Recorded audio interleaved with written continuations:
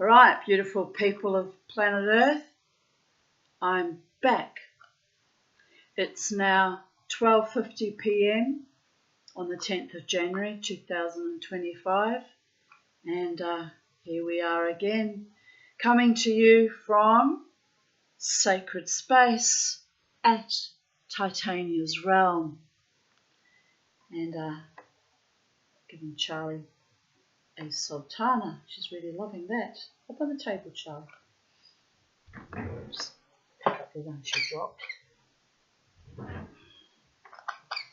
So I continue on. I've had to split this into a separate video because I had some my unusual quirky musings in the last one that I'm currently uploading. So it is what it is, people. But we'll get back down to the business, the isness, the reality, finishing off Arabian Nights. Just over a third left to read, which is exciting. I mean, I'm enjoying it, but my goal is to finish the book. Can you tell that I'm fixated on finishing the entire book? But anyway, but look how beautifully it's presented even. It's a beautiful book, the way it's been made. Absolutely beautiful. Makes me feel like I'm in Morocco or some fabulous place, since I can't afford to travel to all the wondrous sacred sites across this beautiful blue marble planet spinning in the Milky Way galaxy. I get to read fairy stories from across the globe instead. It's almost like being there, but not quite, but a bit of fun though. So let us begin. Ali Baba and the 40 Thieves. Quoth Dunyazad, "O sister mine," my hands are all peeling from the acid I used to clean the copper.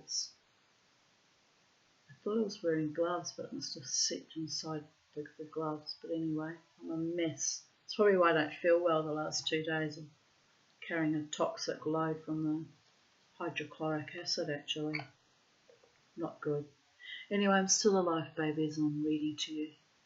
Quoth Dunyazad, "O sister mine, and thou be other than sleepy, tell us one of thy fair tales, so therewith we may cut short the waking hours of this our night." And quoth Scheherazade.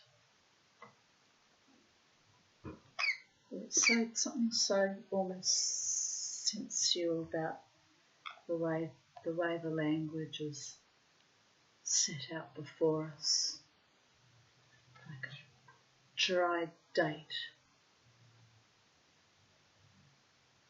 or a prune or a dried apricot.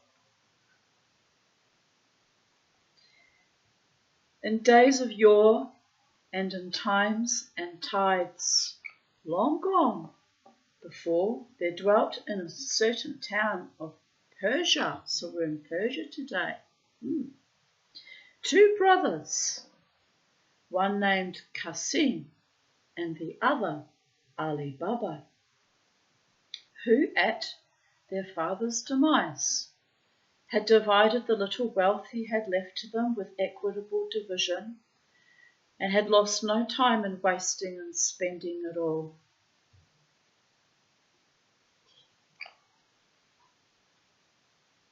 The elder, however, presently took to himself a wife, the daughter of an opulent merchant, so that when his father-in-law fared to the mercy of Almighty Allah, he became owner of a large shop filled with rare goods and costly wares, and of a storehouse stocked with precious stuffs, likewise of much gold that was buried in the ground. Thus was he, just trying to work out what that hair lick is. Oh, right. It's all my hair. It's like fucking Medusa here. It does its own thing. going to see my hairdresser on 29th. I'm looking forward to it. It's not due yet, but it's driving me mad already. Thus was he known throughout the city as a substantial man, a man of substance, a man of honour, a man of nobility, a man of courage, a man capable of loving the Tanya. Oh, the frisson. Calm down, Tanya. It's only a fairy story. It's not real. Okay. I'll be good, I promise. Just lost being a substantial man. I don't know why.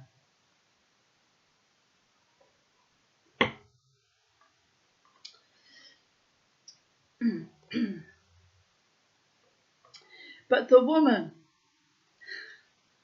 you have to laugh. But the woman whom Ali Baba had married was poor and needy. Oh, dear goddess. Oh, you poor thing. Well, I wasn't always poor, but I had to accept that fate. Was poor and needy. They lived, therefore, in a mean hovel. And Ali Baba, you kind of have to laugh. Oh, dear goodness. Eked out a scanty livelihood by the sale of fuel, which I'm going to cry. Oh, anyway, stop it now, Tony. By the sale of fuel, which he daily collected in the jungle and carried about the town to the bazaar upon his 3 asses. Donkeys, you understand. Donkeys.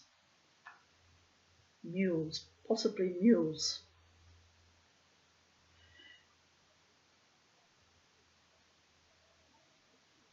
Now it chanced one day that Ali Baba had cut dead branches and dry fuel sufficient for his need and had placed the load upon his beasts, when suddenly he espied a dust cloud spiring high in the air to his right and moving rapidly towards him.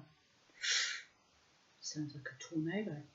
And when he closely considered it, he descried a troop of horsemen riding on amain and about to reach him.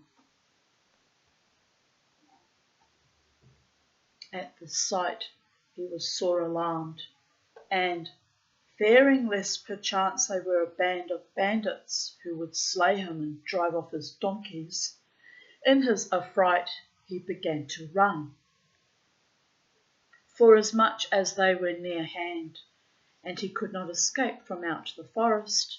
He drove his animals laden with the fuel into a byway of the bushes and swarmed up a thick trunk of a huge tree to hide himself therein. And he sat upon a branch whence he could descry everything beneath him, whilst none below could catch a glimpse of him above. And that tree grew close beside a rock which towered high above head.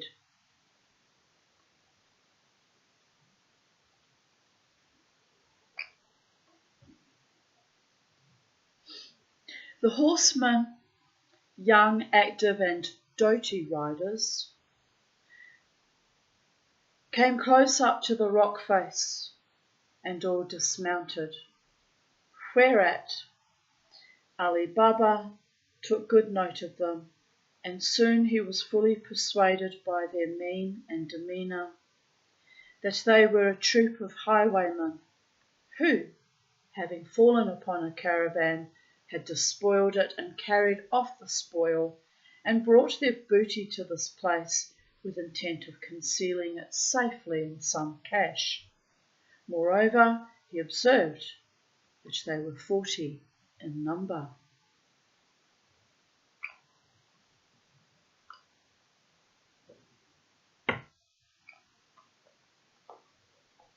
Let me just open this curtain a little bit.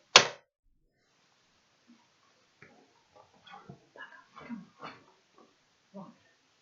Do you like my invention so I can open the curtain without having to get up out of my chair?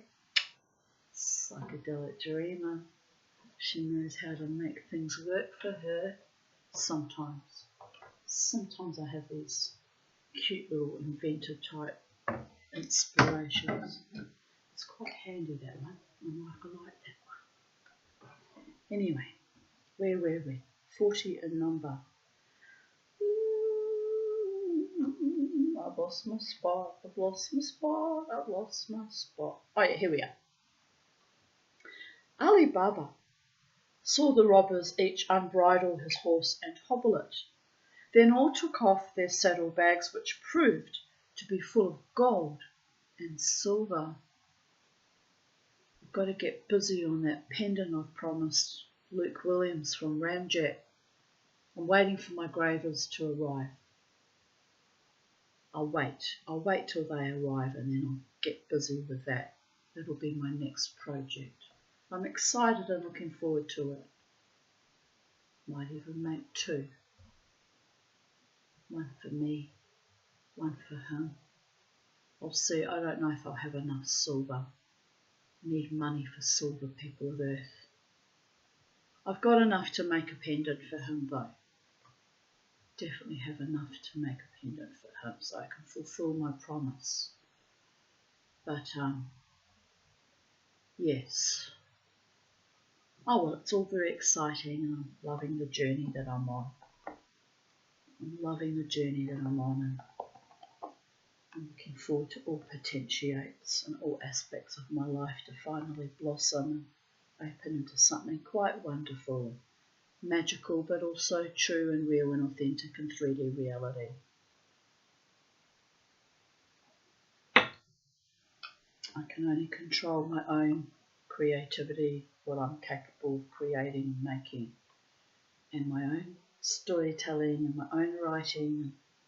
I have no control over anyone else's dreaming or manifestations or lifestyles or existences. Just be in your own beautiful, psychedelic, iridescent, glowing bubble and I'll stay in mine. Occasionally we'll get together on the weekend and you'll all play your music and I'll do my mad moshing dance. And on it goes and on it goes, my gorgeous ones.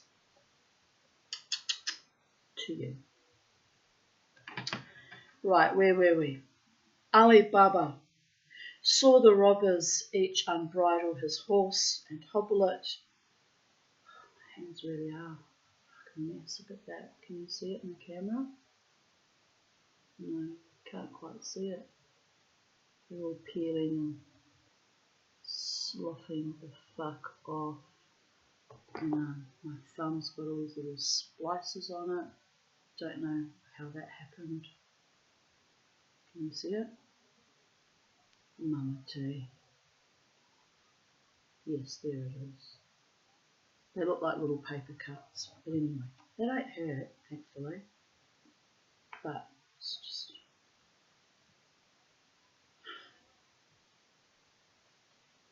Where were we? Saddlebags full of gold and silver. The man who seemed to be the captain presently pushed forwards, load on shoulder, through thorns and thickets, till he came up to a certain spot where he uttered these strange words. Open, oh, Sim. I always thought it was sesame. We were taught open sesame. Well, this is the translation. Open, oh, Sim. It's interesting because Tsum in Kabbalah means contracting and pulling back, like opening out and contracting, opening out and contracting. It sort of mirrors the contractions a woman has when she's giving birth, or according to Kabbalah, the creation of the universe. It's like a mechanized car. You push it forward and pull it back. Push it forward and pull it back, and then off it goes. Or like a caterpillar on a leaf walking along, it goes just to catch up with itself. That's me moving forward, holding back, catching up with myself, moving forward, But when I go, babies. Mustang quay myself to the farthest reaches of space and back again in a microsecond. That's the story I'm telling myself today. It's all third eye activation of thought and imagination and perseverance and genius and persistence and resilience. Oh, Charlie decided to chuck her sultana in my water. Thanks, Charlie. Now I've got sultana flavoured water gooped up by you. Oh, you should see what I have to show you. I have to show you. Oh, what's happening here? Are we still filming? Oh, stupid laptop's doing weird things. But can you see her? Charlie? Are we still filming? Here you go. Show the people the state of your face.